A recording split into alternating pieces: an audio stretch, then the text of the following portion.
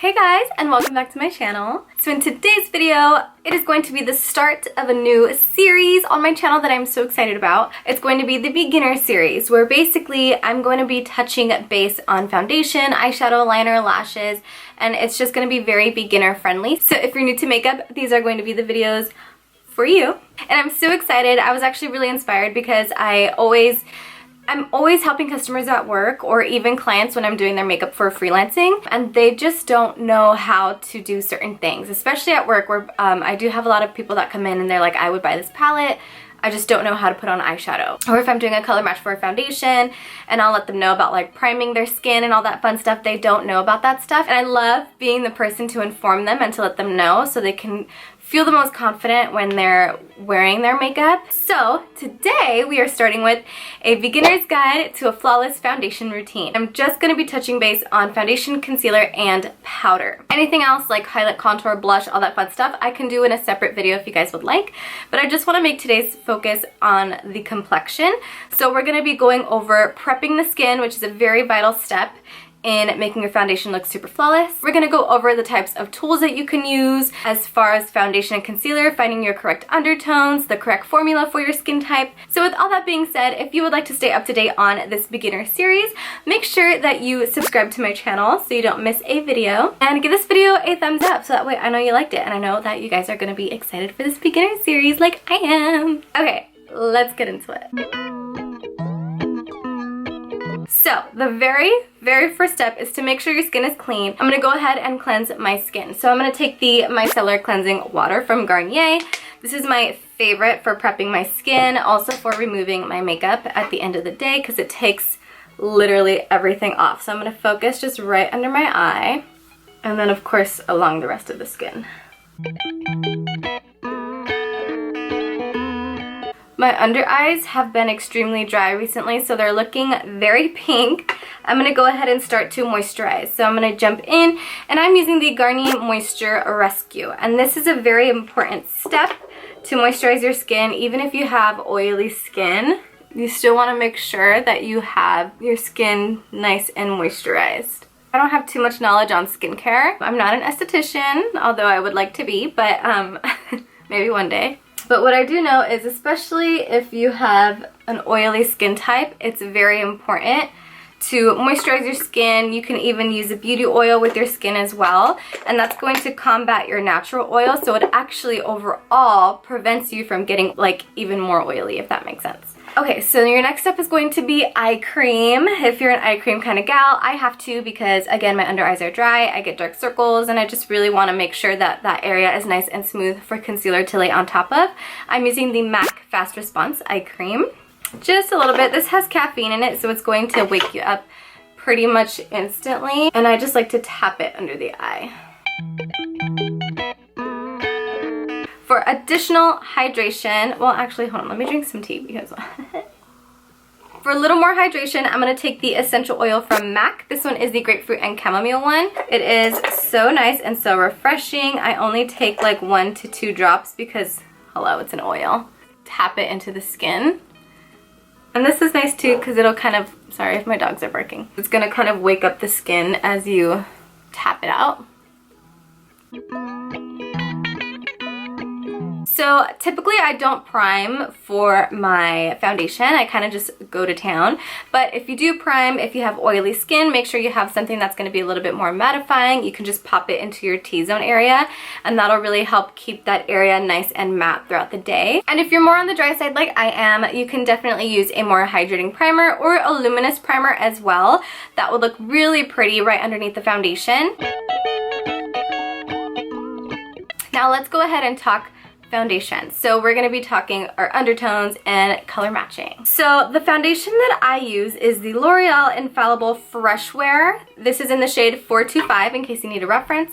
And make sure when you are color matching your foundation, if you're doing it on your own, that you are matching the neck area and the décolletage area. These are the areas that you want to match because this is where the sun is going to hit the most. You don't want to match your skin because typically washing our skin, exfoliating, all that fun stuff, our face tends to be lighter than the rest of our body. You want to be able to match the neck with your foundation, and initially on the skin you're probably going to be like, okay, this is way too dark, but once you blend it in down to the neck, it's all going to come together and it's all going to make sense, and you're going to be one color, which is what we want.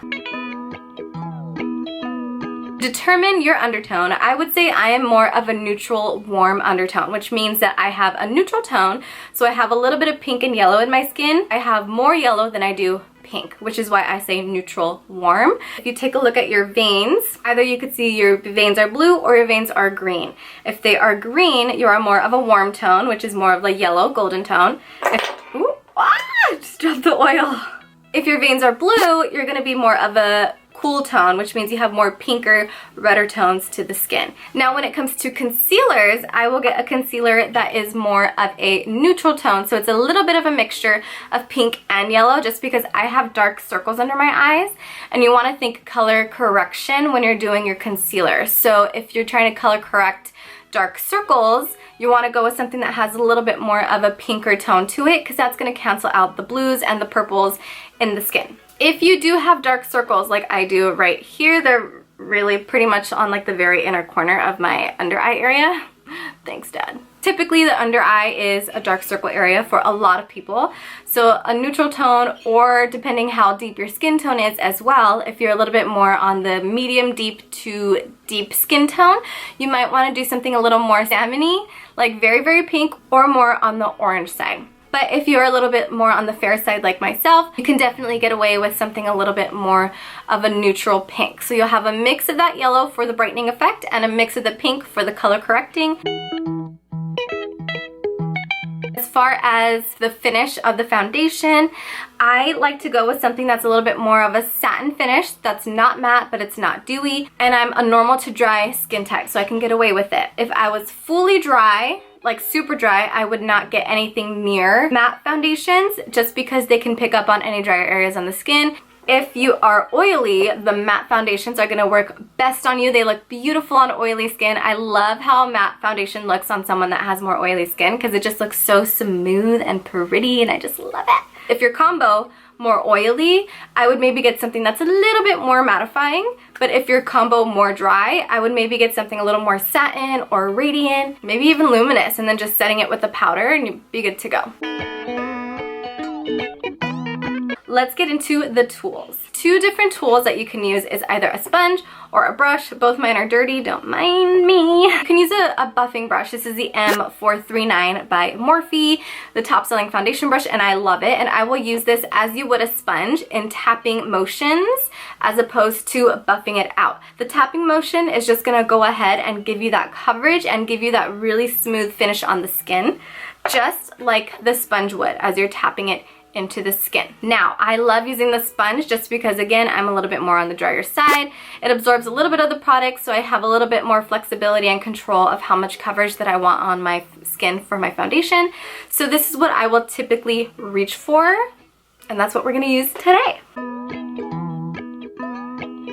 Okay, so let's get to the fun part. Let's do our foundation. L'Oreal Infallible Fresh Wear. Mine is in the shade 425. I just do like a pump and a half. I usually just take it on my sponge like so, and I'll just tap it into the skin. Now you can see it gives you a really nice coverage, and we're tapping it into the skin. I like to focus it on my cheek area because that's, for me, my problem area. It's where I have a little bit more of a porous area. It's where I have the most discoloration. I get a little bit of redness here. I like to tap most of the product here and then diffuse it outward towards the edge where my jaw is. And again, as you notice, I'm really tapping. I'm not at all swiping. Okay, so I have my foundation all blended into the skin. I like it just like this. I don't want to go any more fuller coverage because I like to still be able to see my tiny little freckles peeking through. I just think that gives you a really nice natural look on the skin. So from here, I will go ahead and jump into my concealer. I'm using the Maybelline Age Rewind in the shade 115. This is a pretty medium to full coverage concealer. Now for my concealer, I do enjoy medium to full coverage because I do have such dark circles under my eye. I know the amount that I put on looks insane, but I promise you it's just gonna sheer out as I'm blending. And again, I do tapping motions. I'm not swiping. And because my under eyes are typically the drier area on my skin, I have to set them right away, otherwise I will crease. So I have been using the Beauty Bakery Flour Powder. This one is in the shade Oat, which is translucent. I just take a fluffy brush. This is the Morphe E48. And I'll look up and I'll just pat right under the eye.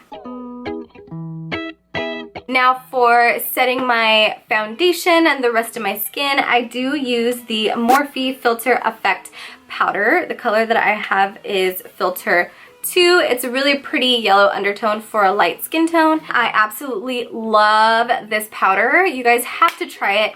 It's sheer to medium coverage. It's called Filter Effect because it does have a blurring effect in it, so it makes your skin look like butter. I'll take it on that same tiny brush, tap into her, tap off the X's. I'm focusing on my trouble areas, which is my nose, my more porous areas.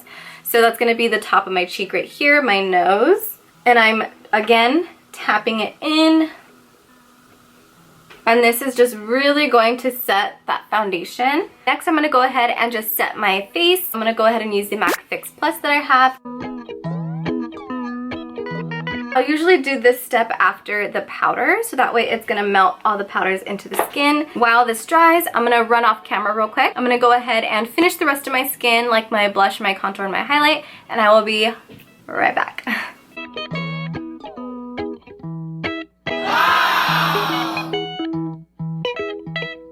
Alright you guys, so that completes this beginner-friendly flawless foundation routine. I hope it helped you guys out a little bit. I hope you picked up some tips and tricks here and there. If you have any tips and tricks, please leave them in the comments down below. I would love to take a look at them, and also it'd be nice for other people to take a look at them as well. So yeah, so I guess I will leave you guys here, and I will catch you in my next video. Bye!